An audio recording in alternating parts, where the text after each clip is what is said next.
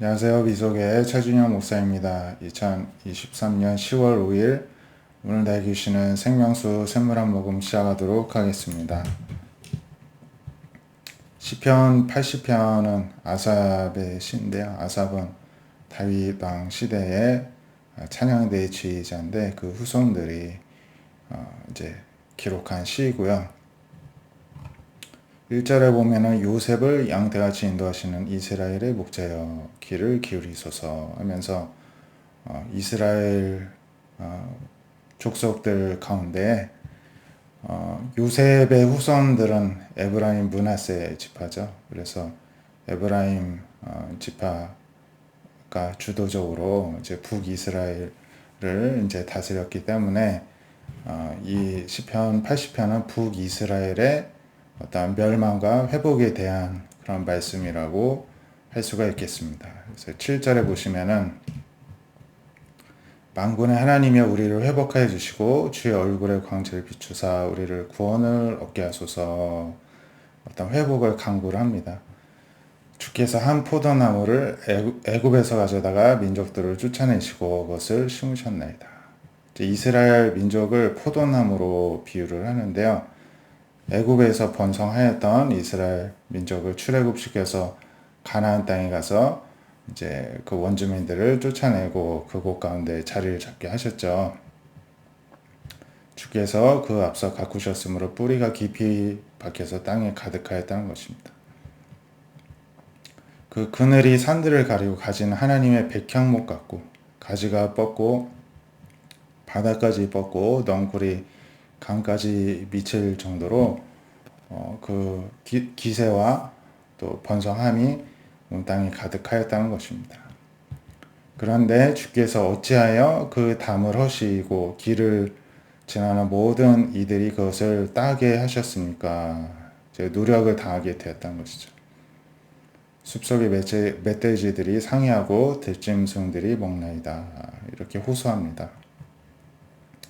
만군의 하나님이여 구함나니 돌아오소서. 하늘에서 굽어보시고 이 포도나무를 돌보소서. 이렇게 간청을 하고 있습니다. 주의 오른손으로 심으신 줄기여 주를 위하여 힘있게 하신 가지니이다. 이렇게 하나님의 징계로 멸망을 당하였으나 또 하나님께서 다시 회복시켜 주시기를 간청하는데 우리 삶에 있어서도 우리의 무너진 영역들을 하나님께서 다시 세워주시도록 우리 역시도 기도할 수 있기를 원합니다.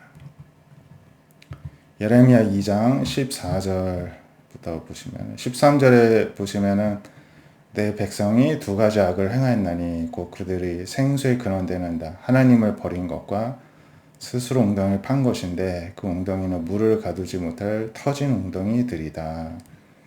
어떤 이스라엘의 어떤 반역과 타락에 대해서 하나님이 예레미야 선지자를 통해서 질책하시고 또 멸망을 선포를 하시는데요.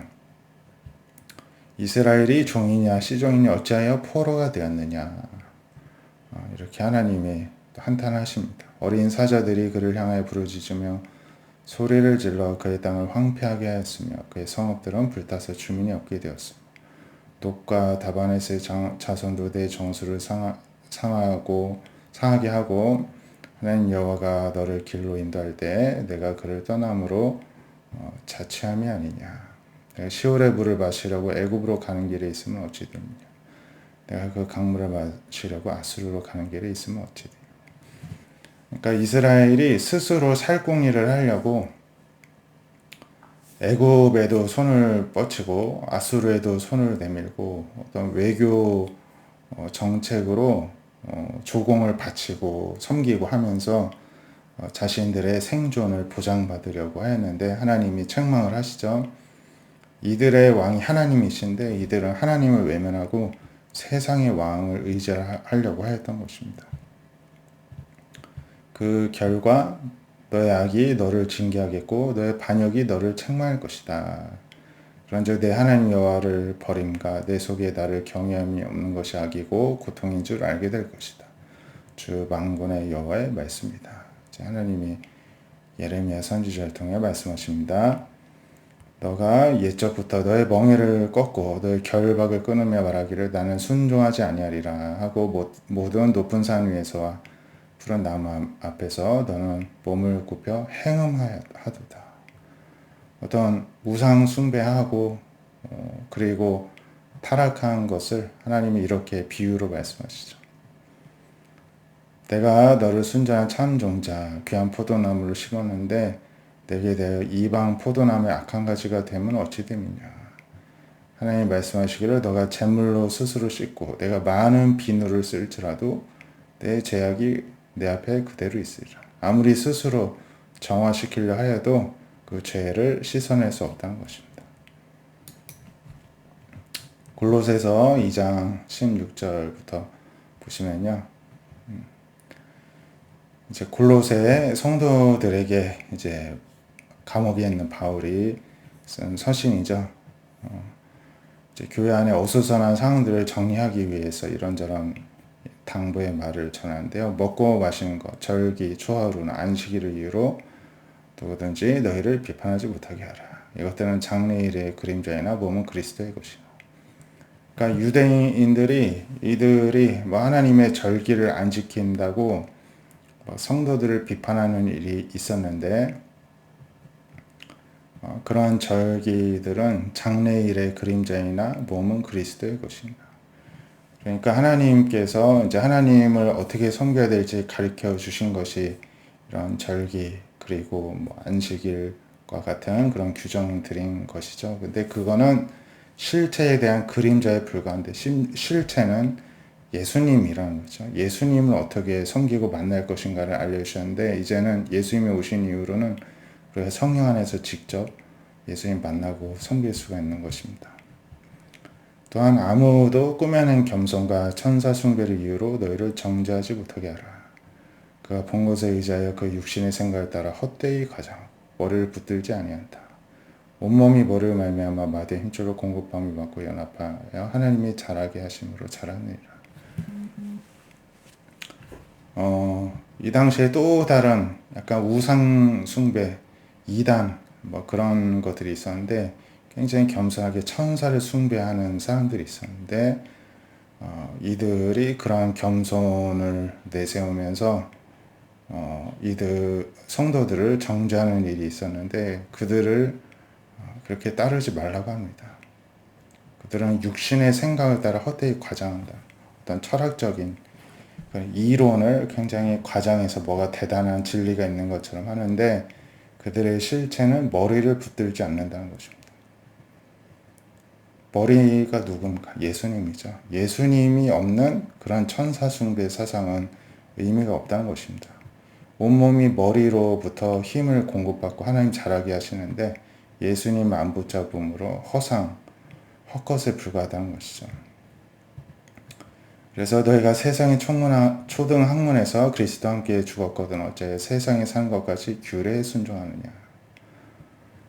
붙잡지도 말고 아프지도 말고 만지지도 말라 하는 것이니 이 모든 것은 한때 쓰이고는 없어지리라. 사람의 명령과 가르침을 따르느냐. 사람의 어떤 가르침 그리고 익숙한 그런 문화에서 자유로워지라는 것이죠. 이런 것들은 자의적 숭배와 겸손과 몸을 괴롭게 하는 데에는 지혜 있는 모양새를 가지고는 있으나 오직 육체를 따르는 것을 그만두면 조금도 유익이 없느니라. 결국에는 육체를 따른다는 것이죠. 육체를 따를 게 아니라 예수님을 따라야 되는데 그렇게 하는 데는 조금도 유익이 없는 규정들이라는 것입니다. 오늘 말씀과 같이 우리가 따를 분은 오직 예수님이십니다.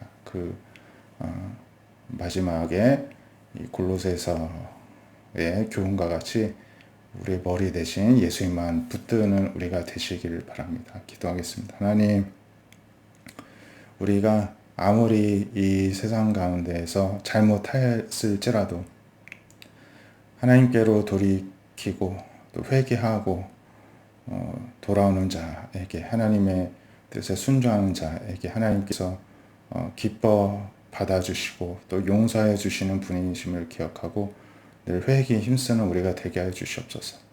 세상에 그럴듯하고 멋있는 어떤 인품까지 갖춘 그러한 사상과 철학과 이단의 조금이라도 유혹받거나 흔들리지 않게 해주시고 오직 우리의 머리 대신 예수님을 붙들고 하나님 안에서 계속해서 날마다 자라가는 우리 모든 성도님들 되게 하여 주시옵소서. 예수님의 이름으로 기도드립니다. 아멘. 오늘도 예수님 안에서 힘을 얻고 자라가는 저 여러분 되시기를 축복드립니다. 감사합니다.